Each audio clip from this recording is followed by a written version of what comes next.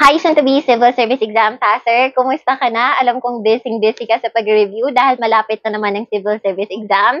Best of luck sa'yo. Ang topic natin today ay tungkol sa Part 2 ng ating filing rules.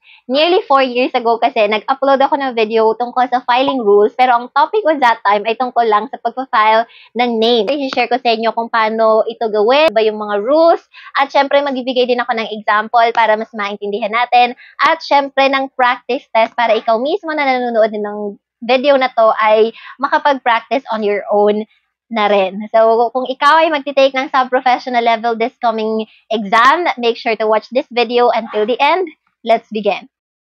Okay, pag-usapan na natin ang alphabetizing rules ng company names and addresses. Meron lang naman tayong tatlong general rules na kailangang isabuhay natin para ma-make sure na tama yung alphabetization na gagawin natin.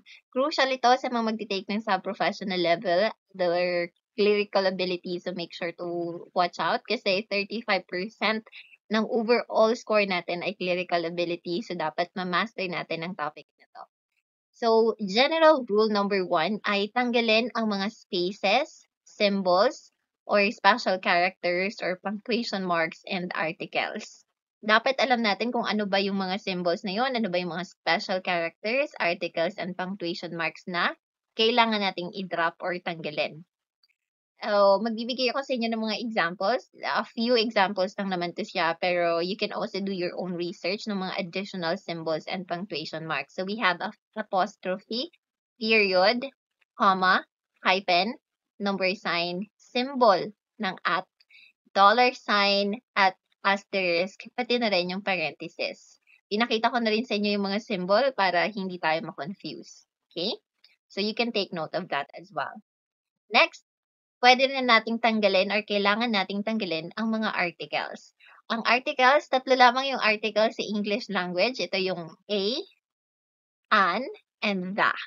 Okay? Keep in mind na kapag mag-alphabetize tayo, kailangan nating i-drop ang tatlong yan. Linman sa mga yan. Ngayon, magbibigay ako sa inyo ng halimbawa ng company name na merong symbols and articles. Etong nakikita natin sa screen, gamit lang tayo ng highlighter. Wait lang. So, etong example natin, the C's Group of Companies, Inc. So, kung nakikita nyo, without symbols and articles, tatanggalin lang natin itong apostrophe sa taas, itong C's. Okay, kung napapansin nyo, C's Group of Companies, Inc. siya. So, wala na yung apostrophe. And at the same time, natanggal na rin yung article natin na the. So, yun na lang ang matitira. Okay? So, ganyan lang siya kasimple. Ngayon, proceed naman tayo sa general rule number 2. I-spell out lahat ng dapat i-spelling. Alright? So, ano-ano ba yung mga kailangan nating i-spell out? Yung numbers. For example, nakita nyo 1. 1 lang siya. 1, 2, 3. I-spell out niya siya as yung 1, 0, like O-N-E, 2, T-W-O, 3, T-H-R, right? Acronyms. Acronyms, kailangan i-spell out. Like, for example, SSS. So, spell out mo siya, Social Security System. So, wag mong i-alphabetize na SSS lang siya. Kailangan i-spell out mo. So, dapat knowledgeable din tayo pagdating sa mga acronyms. Okay? Mga directional words naman pagdating sa addresses natin. So, itong N, North, South, East, West, Northwest, Northeast, Southeast, Southwest, yung mga ganyan, kailangan ini-spell out din siya kung naka-abbreviate siya.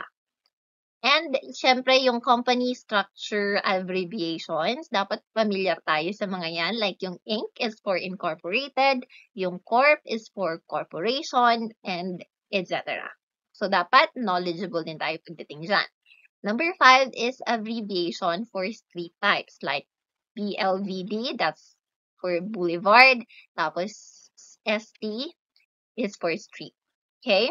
And, marami pang iba. Like, may drive, may avenue, may circle, etc. So, dapat marami tayong alam pagdating dyan. So, these are just a few. Meron pang iba tayong may encounter. So, do your own research na lang din, okay? Magbigay ulit tayo ng example. So, hindi pa na-spell out. ito yung binigay kong same company, the C's Group of Companies, Inc. So, kapag na-spell out na at kapag tinanggal na natin yung article, tinanggal na natin yung apostrophes or symbol, kapag in-spell out na natin ang dapat i-spelling, magiging C's Group of Companies Incorporated na siya. As you can see, natanggal na natin yung article na the, natanggal na natin yung apostrophe na apostrophe, and at the same time, na-spell out na natin yung Inc, which is incorporated nga. Okay, so ganyan siya, ganyan dapat yung itsura niya bago tayo mag-proceed sa alphabetization. Okay? Now, meron pa tayong pangatlong rule. Kailangan nating sundin yung structure, yung tamang structure pagdating sa pag-alphabetize. So, last name muna, if applicable. Last name, kapag ang ating company name ay merong pangalan. Kasi 'di ba may mga company names na dala-dala yung pangalan. Like yung ginawa ko kanina, 'di ba? Na Yumi C's Group of Companies. So, dala-dala ko yung pangalan ko. So, mauuna yung pangalan ko. Kaya ganun yung format niya kanina. And then, we also have purpose first. Ano ba yung purpose niya? So, kung for example, beauty salon siya, later, ma-explain ko sa inyo in depth kung ano ba yung ibig sabihin kapag purpose yung tinutukoy natin. Okay? For example, Department of Education. So, education department. Mauna yung education kesa sa department. Kasi purpose first. Okay? Ganon. Then, dun pala tayo magpo-proceed sa alphabetization. So, make sure na gets na natin itong part na to. Kung may questions kayo, do let me know sa comment section. Ngayon, let's apply what we've learned. Dito ka malalaman kung talaga bang naintindihan natin yung topic natin today. So, right? So, sundan lang natin yung direction. Alphabetize the following company names. So, ito yung i-alphabetize natin. A, Nayumi C Clothing Line Corp. Letter B, a Lion Tiger Group of Companies. C, an Aesthetic Beauty Salon Ltd. D, the King and Queen's Lounge. So, yan siya. Pwede mong i-pause yung video kung gusto mo siyang sagutan on your own. Pero kung hindi, continue mo lang dahil sasagutan natin yan together. So, kinopya ko lang yung nasa taas, yung given nating question kanina. So, kung susundin po natin yung general rule, ano yung gagawin? I-spell out po natin yung kailangan i-spell out. So, yung corp po natin dito, as you can see, abbreviation lang siya. So, gagawin natin siyang corporation. So, nagiging C na Yumi Clothing Line Corporation. Kasi, kung i-alphabetize nga natin siya, diba, sabi sa rule, kailangan mauuna yung last name first. So, ang last name ng Nayumi C ay C. So, mauuna C Nayumi Clothing Line Corporation. Okay? Next, sa next option naman natin, a Lion Tiger Group of Companies. Ang A dito ay isang article. So, i-drop natin yan. Ang dash dito sa Lion Dash Tiger ay isang symbol. So, i-drop din natin siya. Then, group of companies. Magiging Lion Tiger Group of Companies siya. Next, an Aesthetic Beauty Salon Ltd. So, ang an ay isa ring article. So, ito-drop natin yan. Tapos, yung Ltd means limited. So, i-spell out natin siya. So, magiging Aesthetic Beauty Salon Limited siya. Then, sa letter D naman, the King and Queen's Lounge. So, kung napapansin nyo, meron siyang apostrophe, isang symbol, so kailangan natin siyang i-drop. At yung the ay isa pong article, so i-drop din natin yan. Itong ampersand ay kailangan po nating i-spell out. Okay, so magiging King and Queen's Lounge na siya. Okay, ngayon, i-alphabetize na natin siya. Again, yung nasa taas, kinopya ko lamang po kung ano yung nasa baba natin kanina, okay? Para hindi tayo malito.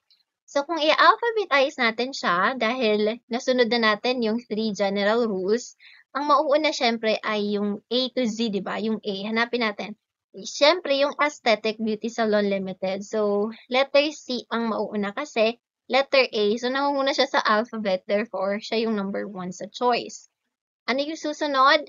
C, Nayumi Clothing Line Corp. Bakit? Kasi sa alphabet, letter C yung malapit sa A. Okay? Kung sino sa kanila yung malapit. So, next natin is like C, Nayumi Clothing Line Corporation. Next, alin ba yung mas nauna? Yung L ba or yung K? Siyempre, yung K. So, ang sagot dyan is King and Queen's Lounge. So, letter D ang ating pangatlong sagot. And then lastly, wala nang choice. So, yung pinakadulo natin is yung Lion Tiger Group of companies which happens to be letter B. Kaya ang tamang sagot sa alphabetization natin ito ay C-A-D-B. So, good job kung nakuha mo ang tamang sagot. Ngayon, iti-test natin yung knowledge natin. Dito ko makikita kung effective ba talaga yung turo ko or kung may natutunan ba talaga tayo sa lesson natin today. So, save lang yung direction. Alphabetize the following company names. Letter A, Naomi C. Logistics. Letter B, Naomi C-Lee Logistics Limited. C, Namis Logistics. D, Naomi-Yuri Logistics Inc. Alright, so itong apat na to, ito po yung ating i-alphabetize, okay? Tapos nilagay ko na dito yung options or yung choices para in case gusto mo siyang sagutan on your own, pwede mong i-pause yung video at sagutan mo. Sana parehas tayo ng sagot. Okay? Ngayon, kung ayaw mong sagutan, let's proceed. So, sundin lang ulit natin yung 3 general rules. So, kanina na UBC Logistics ang nakalagay, pero sabi kasi sa rule, dapat mauuna yung last name. Kaya, si C ang ating iuna. C, Naomi Logistics. Nauuna yung last name. Tapos dito naman, sa letter B, C-Lee Naomi Logistics Limited. Again, kanina kasi, Naomi C-Lee siya, di ba? So, dinap natin yung dash. Tapos, pinagpalit natin yung C sa Naomi. Kasi nga, again, mauuna yung last name bago yung first name. Okay? Tapos, in-spell out lang natin yung LTD ng limited. Okay? Then, dito naman sa Namis Logistics, meron tong apostrophe kanina, pero tinanggal natin yung apostrophe. So, Namis Logistics na siya, para na siyang one word. And then, sa letter D naman, Naomi-Yuri Logistics Incorporated. Itong Naomi-Yuri, may dash yan kanina, pero drinap po natin. So, one word na lang siya. Tapos, yung incorporated naman natin, naka-INC lang yan kanina. So, in-spell out lang natin ang kailangang ispilengin. Ibig sabihin, kapag po in-alphabetize natin ito siya, ang mauuna dyan ay ang C na Naomi Logistics. Bakit? Kasi sa alphabet, anong mauuna? C-E-E. Diba? Siya yung mauna. Kasi ito, kung isasabihin nyo, silly po dapat yung ano, hindi. Kasi may kasunod pa yung silly eh. May L pa siya. Ito, wala nang kasunod. So, siya yung mauuna. Okay?